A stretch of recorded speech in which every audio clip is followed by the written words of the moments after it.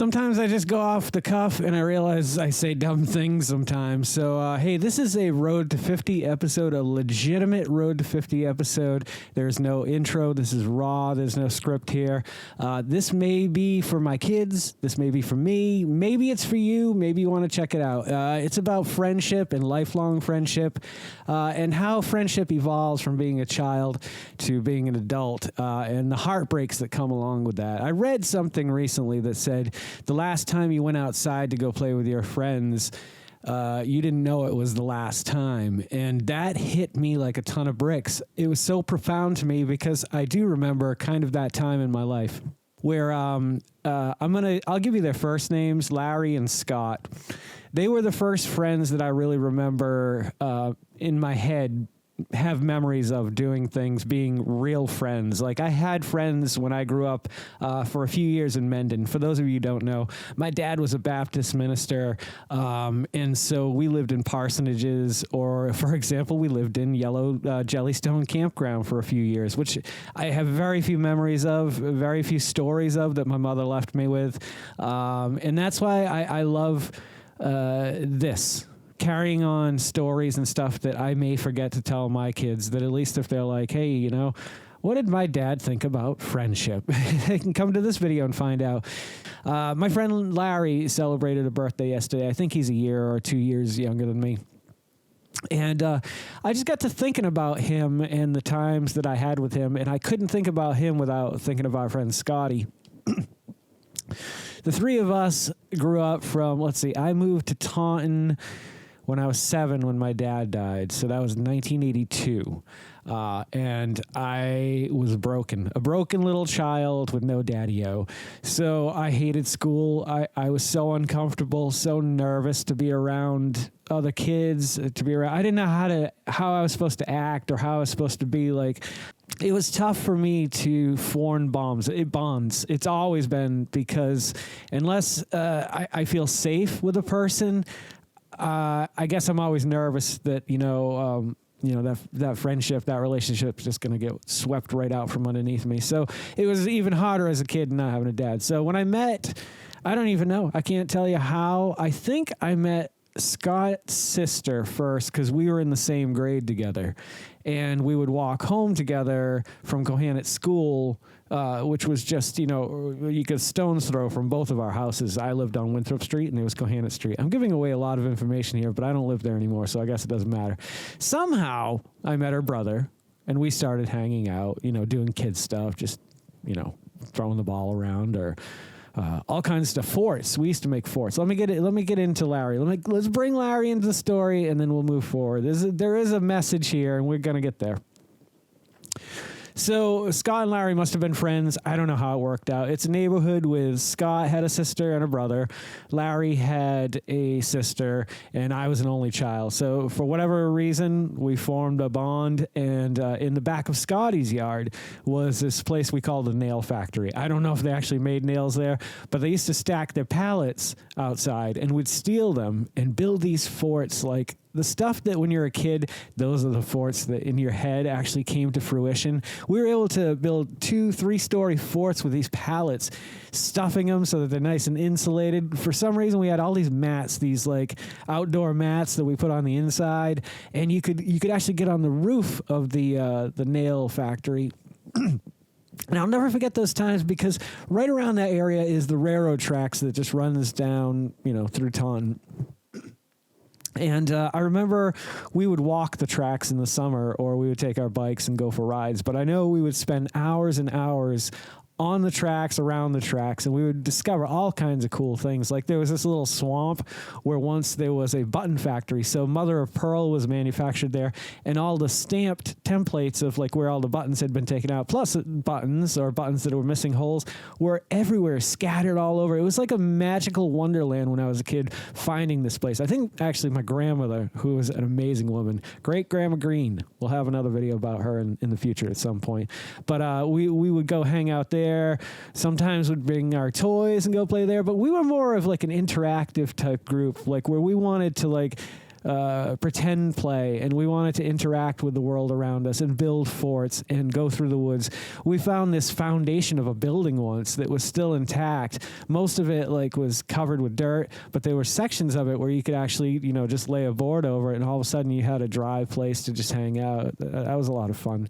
But the railroad tracks were always the most fun. We only would do that in the summer because we would spend hours and just walk, and we'd put stuff on the tracks just to watch the trains go by, run it over, and then you get yourself a penny, a nickel.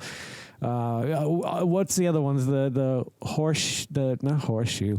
The railroad ties, the spikes. We would put those on there, and you'd end up with like a sword or a knife, some kind of thing that got run over and pressed out. And I'll never forget those times, because the friendships in those times are so different than the friendships in the future. They're just as important to you at the time, but looking back, it's a childhood friendship that, like, sure, you could still be friends with these people later in life. I'm still friends with Larry. We don't talk more than maybe once a year, once 2 years, but he's out there. I know I can reach out and be like, hey, what's going on, man? He's way into D&D. I'm way into D&D and D&D. Scotty, I have no contact with, but I know he's on Facebook. So if I ever need to, say, hey, Scott, remember that time we used to do this? I guess old guys do that now. My point is that there was a day that it all ended. And I think it was video games in general for us. My mother spoiled me as a child, not necessarily spoiled. We had an annuity because my dad was in World War II. He was born in 1914. Isn't that crazy? If anybody knows Manuel Alves Oliveira out there, or any relatives, or has any stories, please reach out or let me know in the comments below, because I've been trying for years. Doesn't matter. That's another story for another day. So I think about how my friendships evolved from there. We were still friends. There was this overlapping time where we were starting to become adults. So we were out of 8th grade at that point. It had to have been right around there where that summer was where things started to change. Maybe the next summer, because, you hadn't made those new friends from high school at that point. So 1989 rolls around. I start high school. I start meeting people. Things are just as bad as they've always been for me. I'm very uncomfortable in school. I still have a very hard time forming friendships in school. They don't seem real to me. The only friendships at that point in my life that felt real to me were Larry and Scott. And so high school, it wouldn't be until my sophomore year. At that point, you choose your elective. I went to a regional vocational technical high school, so I took graphic design. They called it commercial art at the time. And that's when I met my friend Frank, who now is, a lifelong friend. We still stay in contact on a weekly basis, sometimes a daily basis.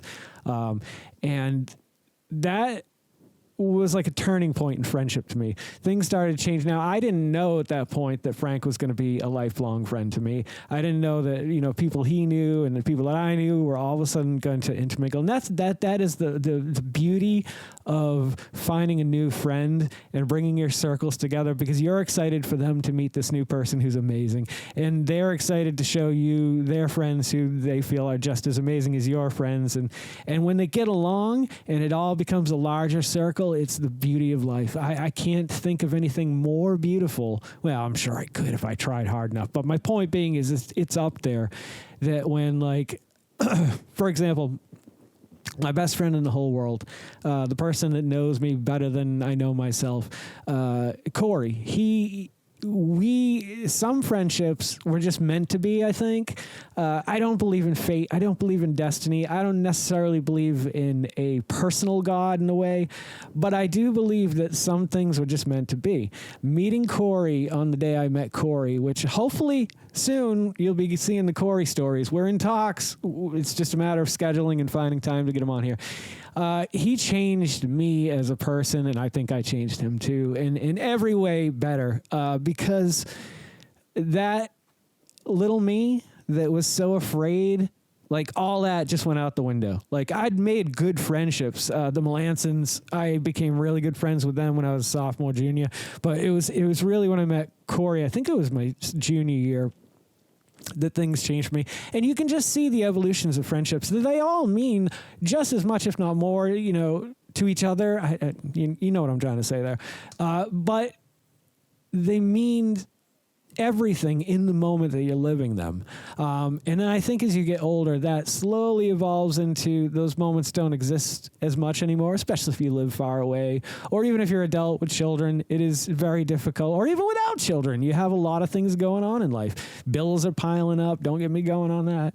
You know, you have mortgages, you've got life happens, work and whatever it may be, the things that you want to do outside of those things. So friendships start to, you know, they become different in their own regard as you're becoming, I don't know, midlife, later midlife. I don't know. I'm going to be 50. This is the road to 50. I'm 49 right now, guys. So I don't know. That's my take on friendship. And now friendship is definitely in you know, the top handful of things that are important to me, because nothing else in life gives you the memories, the love, the laughter that friends do.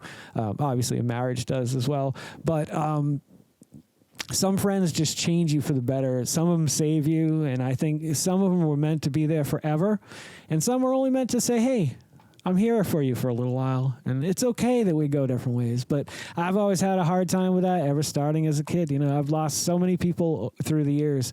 Death is a part of life. It's a lyric from, well, it's truth too, but it's a lyric from a song, Softball, I wrote. And death has always been a part of my life. So I have been lucky to have good enough friends that I can call family. And I hope you guys have loved this episode. And kids, if I'm long gone and you're watching this, I love you guys. Well, shit, I didn't mean to end it on a sad note. So anywho, if you guys are loving watching the content I'm creating as much as I love creating the content that you guys are watching, would you please consider liking, commenting, subscribing, sharing, and hitting that little bell icon, because it'll let you know every time I put out a new video. Don't forget to make somebody smile today and make yourself a better person tomorrow than you were today. Tomorrow, let's make the world spin a little bit happier and a little bit wackier.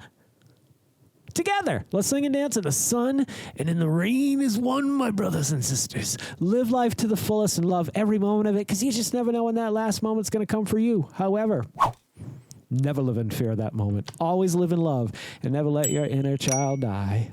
Take care of yourselves, take care of one another, and take care of those around you who cannot take care of themselves, for they are the ones that need it the most.